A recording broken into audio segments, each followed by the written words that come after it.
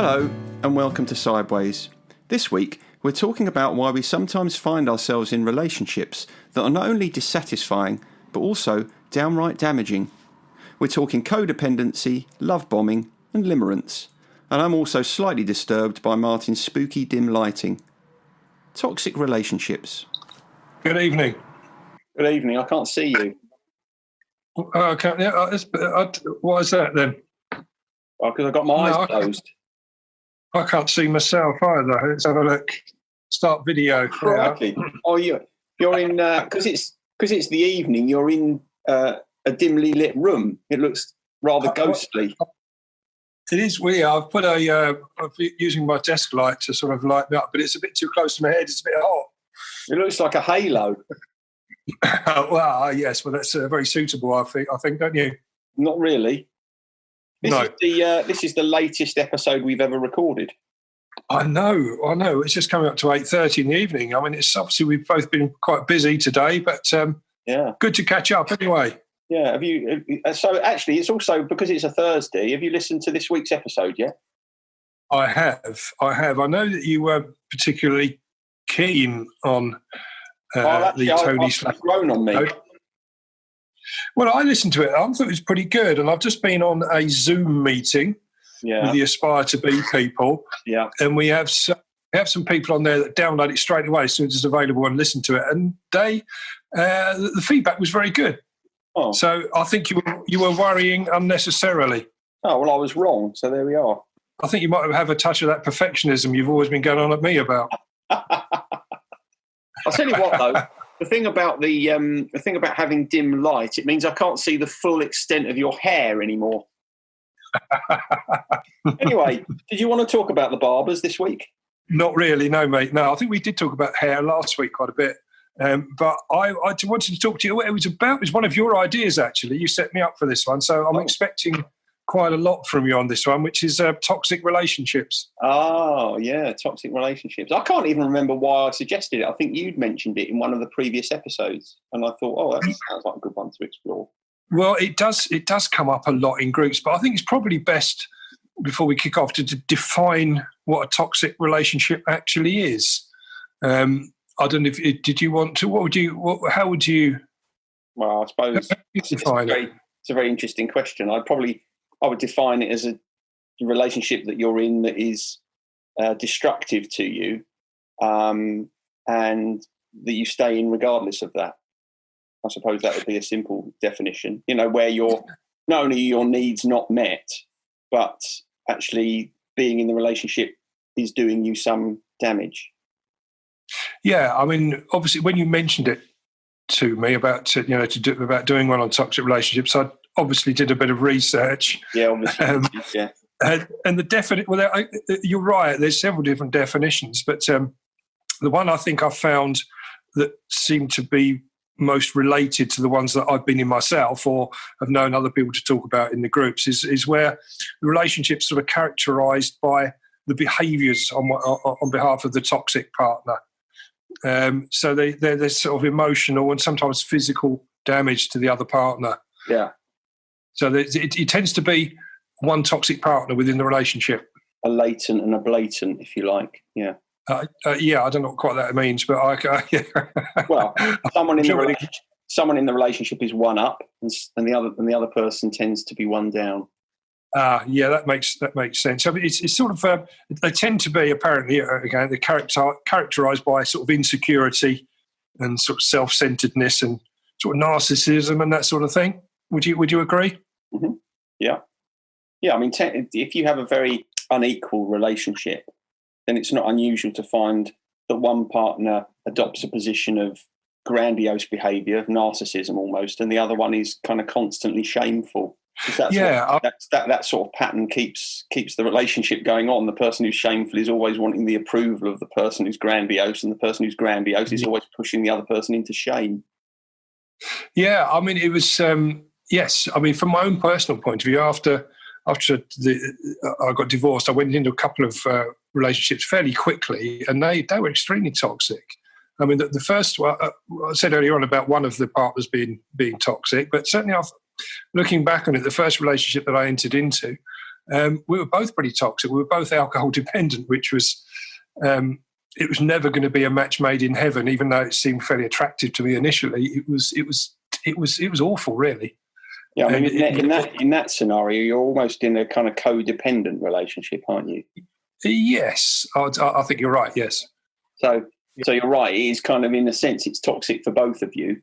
Yes. But the thing that keeps it going is that, when one of you feels stronger, the other one is suffering. And then when the one that's suffering feels stronger, the one that originally felt stronger is suffering. It's like it goes like a seesaw. A codependent relationship where you can probably, in your more sober moments, you can probably recognise that it's not very healthy for you to be there, but for some reason you can't get away from it. Yeah, I mean, there's all sorts of reasons we stay in a relationship which isn't doing us any good. But what would you what sort of advice do you give to people if they come along and they're quite clearly bemoaning the state of their relationship? And we got to be, I suppose we've got to be careful here again as part of the definition. It's not just a relationship that's going through a bit of a dodgy patch, is it? No. We'll go through those, but this is something a bit taken to a different level, isn't it?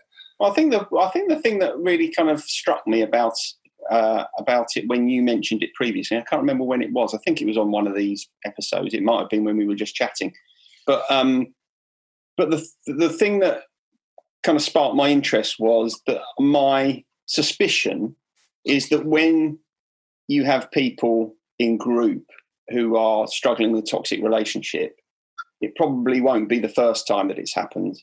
They will probably be constantly finding themselves in those sorts of relationships, and they'll kind of fall out of one into another. Would you say that's true? Yeah, I would. Yeah, there's certainly a pattern can emerge. Right. So in answer to your question, it's always worth investigating what their background is in relationships, because, at a very fundamental level, if you will tolerate being treated like that in a relationship, that must be a reflection in some sense of how you feel about yourself. If you are willing to stay in a relationship when you are badly treated, you're disrespected, you might even be abused at an emotional or a physical level, or both. I'm not suggesting it's easy to get out of that situation, but it's important for you to recognise or to understand why you will tolerate that. And quite often people will tolerate that because at some level they have a difficulty believing that they are worth more. I think that's a really great point. I really do, because we do stay in them when we know they do it. There's obvious problems there.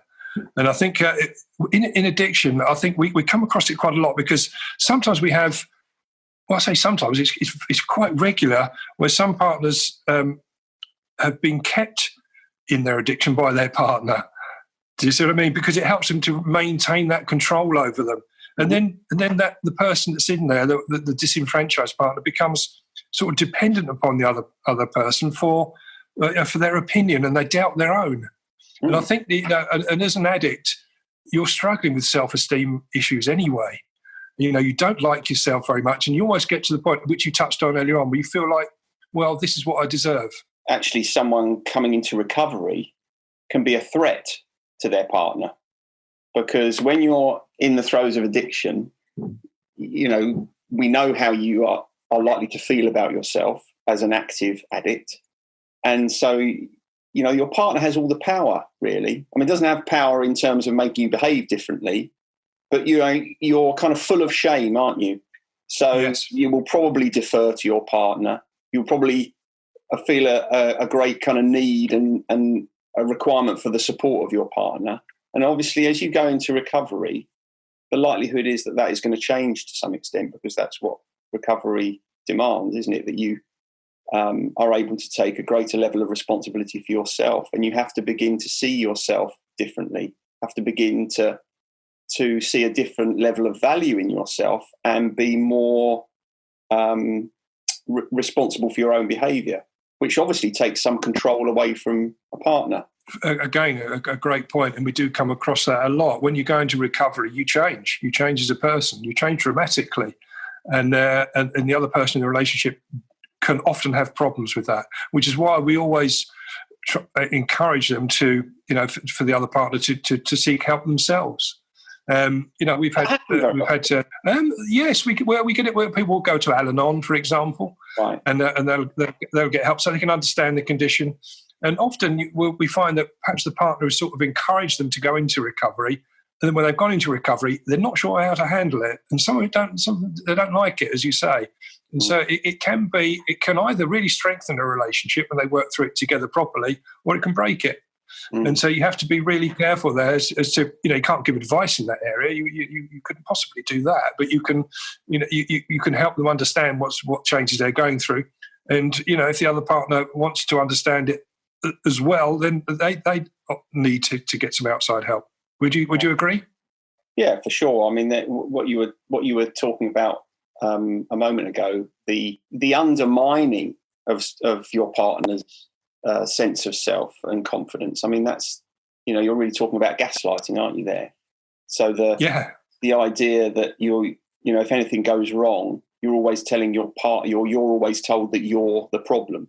Oh, well, that's happened because, you see this even in cases of really very unpleasant domestic violence. Oh, I hit her because she was winding me up. It's your fault.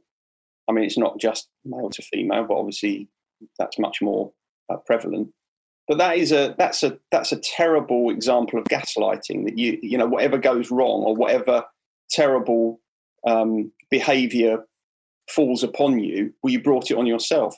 And I think we have to recognise that if you are an addict or if you're in recovery, you are likely to be more vulnerable and more susceptible to believing that sort of bullshit. It's harder, isn't it, for you to think, hang on, I'm not going to be treated like this. I don't deserve to be treated like this. I'm worth a lot more than this, because we know that part of the difficulty, part of the challenge when people come into recovery is building up that sense of themselves as valuable, lovable human beings. Yeah, no, again, I totally agree. And, we get people come in where perhaps they've, on reflection, that their toxic relationship has been a massive part of their drift into drink and drug abuse, because it helps them to escape the reality that's surrounding them, which they really don't like and can't handle and can't see any other way out. There seems to be a lot of financial coercion as well for keeping people within a toxic relationship by one of the partners.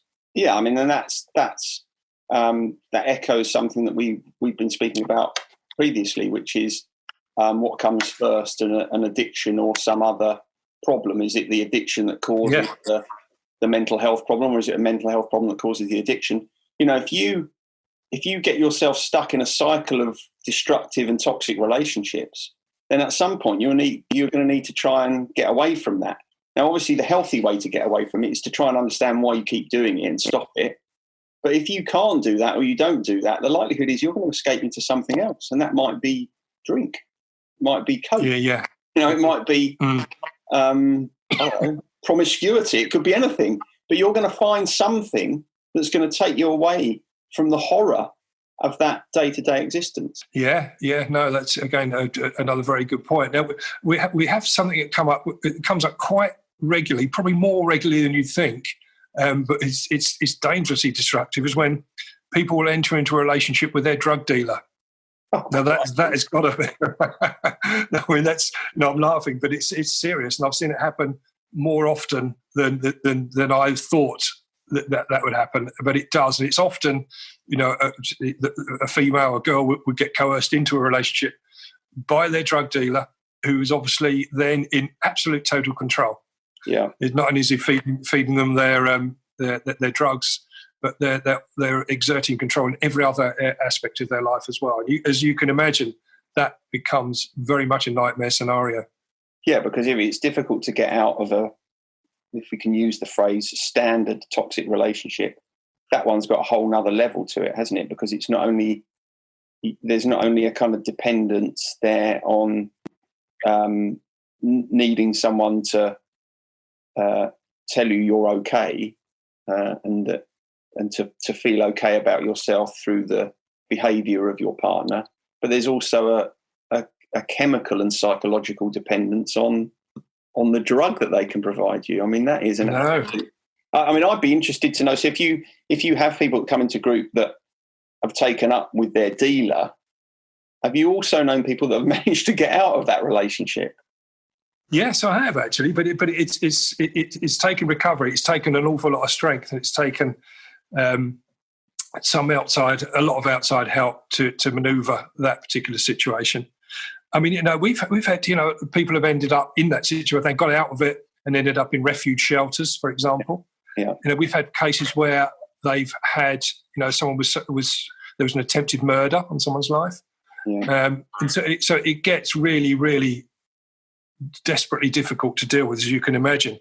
So it does take toxicity to another level. And I just wondered if you'd had any experience of that, because it comes up from time to time. It's a tough one to deal with. Well, I certainly haven't worked with anyone who's been caught in a toxic relationship with their dealer or the landlord of their local pub. I haven't experienced that. But the thing that it kind of puts me in mind of is, we're talking there about the difficulty of getting yourself out of a toxic relationship. And I think sometimes what makes it harder for people, and this is true generally, not just for recovering addicts getting out of a toxic relationship. Actually, I suppose it's a little bit, we've spoken before about how sometimes people will say, well, if you've got a problem with alcohol, why don't you just stop? Yeah. Like that. Well, people say the same sort of thing to people who are in codependent or toxic relationships. They say, well, right. if you're being treated badly, why don't you just leave? And people having that opinion and treating it as if it's some sort of easy frippery is actually one of the things that makes it harder for people to get out, because it undermines their self-confidence even further. Because what happens is that people think, right, I'm in this toxic relationship. All my friends are saying, what's the matter? Why don't you just get out? Why don't you just get out? And it makes you think like you're just useless. And when you think you're useless, well, you know what you do when you feel like you're useless, you self-destruct. And so instead of you being able to kind of build that strength and courage that you need to get away from a relationship that's damaging to you, it just makes you more entrenched, because you think, well, I'm useless. I can't get out of this. I might as well, stick it out, because, how am I going to get out? If everybody thinks it's so easy to get out and I can't get out, there must be something wrong with me. But that's a great point again. I think, you bring some very interesting points here. Excuse me. It's strange because with relationships, obviously, we tend to discourage people entering into a new relationship when they're early in recovery. Yeah. I mean, it happens quite a lot. Suddenly people meet up, they've got this common interest, a massive bond, and we've had people that have gone off and met their partner in recovery and gone in and ended up getting married, etc. So it's not a total no, but I think there's a great chance of that falling apart, especially if one of the partners then lapses. Yeah. So it can bring its own toxicity into the relationship, and also sometimes you get the addict that lapses when they start to manipulate the other person to get them drugs, for example, and to or to encourage them back into their old habits so they feel safe again.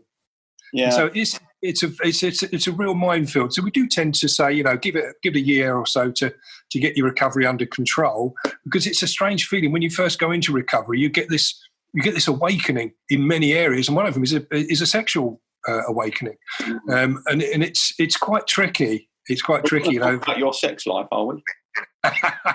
No, I'm not. I wouldn't go that far, but anything personal. But what I'm saying is, I'm using the term. This happens to one. I'm not saying it's happened to me. I'm neither confirming or denying. Thank you very much. Actually, that's. I'll tell you what that makes me think about. That makes me think about the people that I've worked with who are in recovery. So here's an issue. Sometimes that tendency to get into toxic relationships and addiction are not necessarily as closely related as you might think. So, for example, I can think of situations where someone might really seem to have a really good handle on their recovery. So they might be very, very strong in their recovery. And they might get into that sort of first year into recovery. They might have 2 years under their belt, 3 years under their belt, and doing really well. But what they haven't fixed is their tendency to get into toxic relationships. So actually, Right. instead of the addiction leading them back into toxic relationships, there's a danger that their toxic relationship will lead them back into addiction, because they'll find themselves back in a situation where they think, crikey, here I'm again in this relationship. I seem to really suck at relationships, or, maybe I'm just unlovable, or whatever it is. And that will then create an enormous stress and anxiety, which obviously puts their recovery in jeopardy. So the thing about toxic relationships is if you feel that, if you kind of look back honestly at your relationships and you can see that they've not been great, and you feel like you're someone who isn't very good at relationships, there's something there about how you behave in relationships, what you will tolerate in relationships, and perhaps how you perceive yourself that needs fixing, needs resolving. Because yes, it might have been the way you got into addiction. Addiction might be part of that story. It might have been part of the reason you tried to get away from it, but it could be something, I can't say separate, but it could be something that will still run on in the background and that you still need to get under control, even once you feel like you've got your drinking under control, or you're using, or whatever it might be. Does that make sense? Makes total sense. Yeah, I've been terrible throughout my life with relationships. It seems to be that obviously is some sort of problem inherent there. Yeah, I mean, I've often wondered why I stay in this toxic relationship with you, but it doesn't get much more toxic than sitting up at this hour of the night talking to the likes of you. Yeah, so I mean, that's an example, where you, if you look back at your relationships and you think, actually, I've never really, I don't feel as if I've ever really been good in a relationship, whether it be that you feel as if you haven't properly been present, or you've ended up with the wrong sorts of partners. There's stuff there for you to investigate. But I have to say that it tends to come back to the same sort of area, usually, which is, as I said before, on some level, it's a reflection of how you see yourself, how you see your own value. Because if you struggle, there's absolute truth in the. I know you like a quote. I don't know whose quote this is or whose saying it is, but there's absolute truth in the saying, it is impossible to love someone who doesn't love themselves.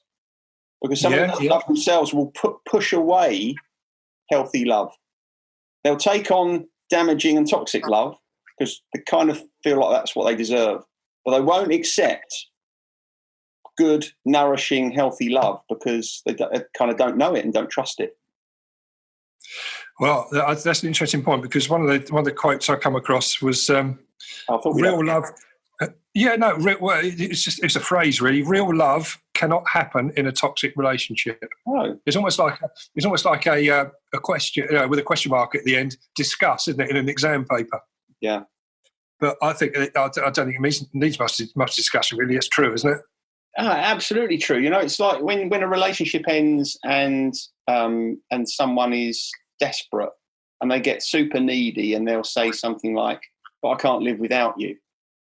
Yeah. That's a problem right there. That observation, I can't live without you. Well, in that case, this is not about the relationship then, is it? This is about you. Because if you feel you cannot function without a relationship, then there is work for you to do on yourself. Yeah. Yeah. That's not the relationship. It's never healthy for any of us to feel as if we need the relationship we're in. It's much healthier for us to feel that we'd be okay if we weren't in it, but we'd much prefer to be in it. If you think about two people being in a relationship and both of them feeling that they'd be okay on their own, but they prefer to be together, it's hard to see what would break that relationship apart. Very good. I'm getting a lot of good free advice here, so thank you very much. I'm sure that our listeners are thanking you as well. And there's another thing I came across that I hadn't really thought about. I didn't really know about. Was love bombing. Have you come across that? Yeah, I've come across love bombing. Yeah.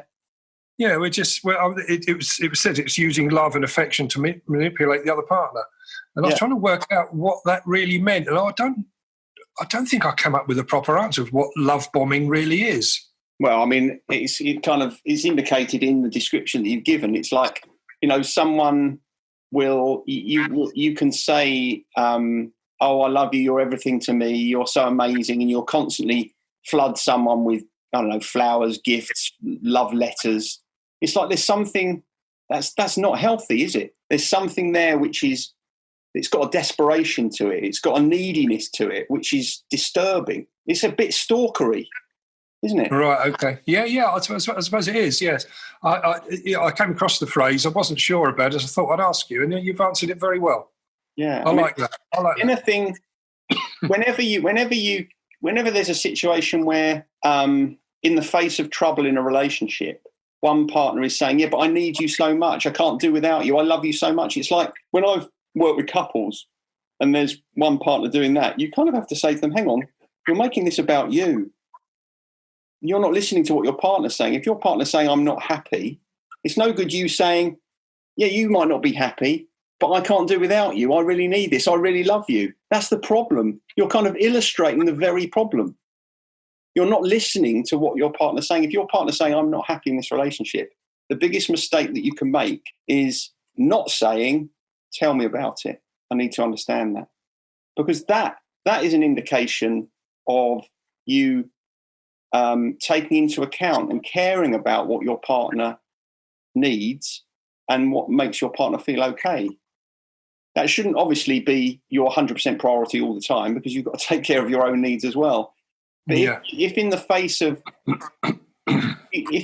fearing that you will lose a relationship, your only consideration is to tell someone how much you love them, well, that's why you're in that position, because it's suffocating, it's needy, it's childlike, and most people don't want to be going out with a child.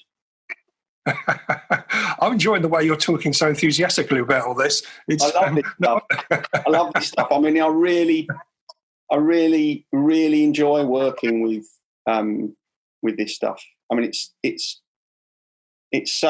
really kind of cuts right to the center of who we are, because we are, as humans, we're connectors. We want to be connected, but actually, for a race that wants to be connected, sometimes we really suck at it. Yeah. It's surprising, isn't it? How bad we are at those things when it is a basic human need, and we're not very good at it. But I just wanted to. There's one last thing I wanted to talk to you about, and it is slightly related to it. Yeah. It was a word that came up which you told me about a number of years ago, and it came up again recently because I always liked the word, and I was discussing it with Aaron at groups. Now, Aaron is a very well and widely read person, and he hadn't come across this word either. Mm-hmm. And God, I hope I remember it. This is going to be terrible. All right. You don't know where I'm going with this at the moment. No, I don't. This is not nice. I don't like to be put on the spot by you. I'm quite enjoying watching your discomfort from afar. No, you'll be cool with this, I'm sure. But the word is limerance. Oh yeah, limerance. Yeah. You can relax a bit now, can't you? Because you know all about limerance. Yeah, I do know all about limerance. Yeah. What was well, no, it wasn't a question. I just wanted to confirm it, but that I had the right understanding. That it's a sort of a state of mind, really, which results from a sort of a romantic attraction to another person, and you have sort of obsessive thoughts and fantasies to sort of form a relationship with that and to maintain a relationship with that other person, and to have that reflected back of you, to be reciprocated. That's the word I'm looking for. Yeah, I mean, limerance is, I don't, limerance, I would always think of limerance as being a rather lovely state to be in. So limerance is what you experience at the start of a relationship. When you first meet someone and you fall in love with someone and everything is wonderful. And limerance kind of describes that state that we're in with people, where we can forgive them anything. And even their most disgusting habits, we'll find a way of describing to ourselves as charming. Oh, he always leaves the seat up on the toilet. Isn't that sweet? Or, I love the way she chews with her mouth full and spits food all over me. It's like there's whatever it is that's going on when we're in that first flush of a relationship. It's like everything is wonderful. And I think the first time I saw the word was in the book, which is a very famous book. I don't know if you've read it. It's called the Road Less Travelled by Scott M. I haven't read it. No. Okay, so it's a real kind of classic book for self-help, self-discovery. It's a really good book. And he talks about it in there. He's talking about love. And of course, the thing about, I can't remember in what context he's talking about it in the book, but the thing that is important to understand about limerance is that stage passes. You cannot live in a stage of limerance forever because, as Woody Allen once said, if you keep up that level of charm, you'd have a heart attack. You can't do that forever. The thing about relationships, I think sometimes we misunderstand, is when we first meet someone, there's nothing to lose because we haven't got anything. So when you fall in love with someone, of course it can be all wonderful because you're your most charming self and you've got no track record with this person. You haven't built any kind of emotional capital with them. So there's no danger. So you can be your full self with a sense of freedom. 6 months down the line, a year down the line, 5 years down the line, now you're really entrenched. You've really built something. This relationship really means something to you. And as our relationship with people starts to develop, we start to hide our true selves because we think, oh, how's this going to play with my partner? Oh, I better not show her that part of me, or I better not say that. She won't like that. And so the irony is that we become less visible to our partners over time, which is the big mistake that we make in relationships. If we could maintain that kind of state that we're in when we're experiencing limerance throughout our relationships and always be honest with our partners and true and expect the same from them, then we wouldn't end up in anything like the number of toxic, damaging, destructive relationships that we end up in. That's a perfect end to the episode. Very well sorted out, I thought there. I've enjoyed that. I've enjoyed listening to, and your enthusiasm is infectious. Even at 8:30 on a Thursday evening. Yeah, exactly, yeah. All right then, okay. I'll let you get off and have some tea. Thank you, sir. See you next time. Speak to you later. See you later. Bye. Bye. Sideways was created by Graham Landy and Martin Pankhurst. If you want to read more about our work, visit grahamlandywellbeing.co.uk/sideways-podcast. You can follow us on Twitter or on our Facebook page at Sideways Podcast, or you can email us and let us know what you think of the show or with any questions that you might have. And finally, we want to thank you for listening and ask that if you've enjoyed what you've heard, that you spread the word. And we'll see you next week. I have emotional motion sickness. Somebody roll the windows down. There are no words in the English language I could use to drown you out.